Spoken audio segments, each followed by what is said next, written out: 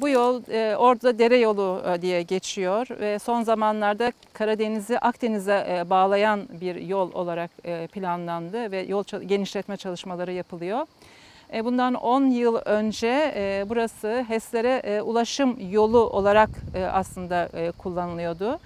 Ve yol genişletme çalışmaları yapılırken çıkan hafriyat hep dere yatağına atıldı. Ve biz bunları tespit edip ilgili kurumlara gönderdik, dilekçelerimizi verdik.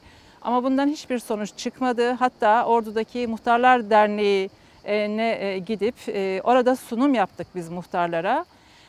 Ve şununla suçlandık, yol yapılmasını istemiyorlar, işte gelişmeyi istemiyorlar diye suçlandık.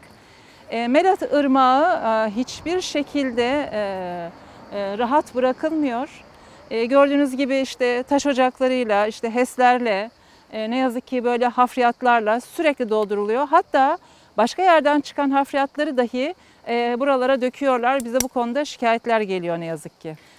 Bizim şikayetlerimiz sonucunda bazen kurumlardan şöyle de yanıtları alabiliyoruz. Efendim işte ön ödemesi yapılmıştır.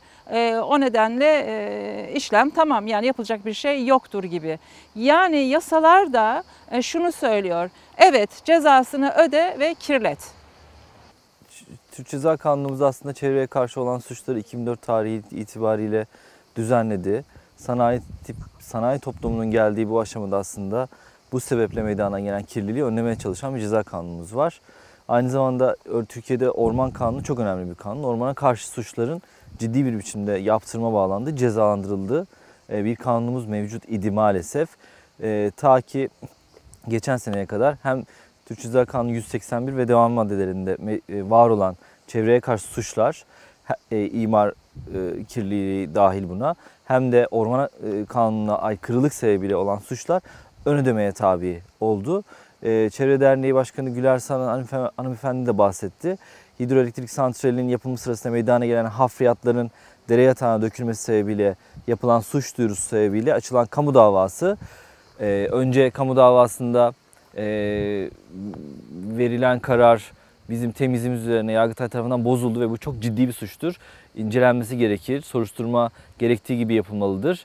Burada bir kast var mı yok mu bu ortaya çıkarılmalıdır denildi. Fakat bu arada da meydana getirilen yasa değişikliği sebebiyle suç ön ödemeye alınmıştı. Ön ödeme de aslında şudur, yasanın karşılığı: çevreyi kirletiyorsanız kirleten öder prensibi çerçevesinde meydana getirilen zarar karşısında onun örneğin kesilen orman envali ne kadarsa bunun tutarını yatırdığınız zaman Orman Müdürlüğü'ne size açılan dava kamu davası düşüyor.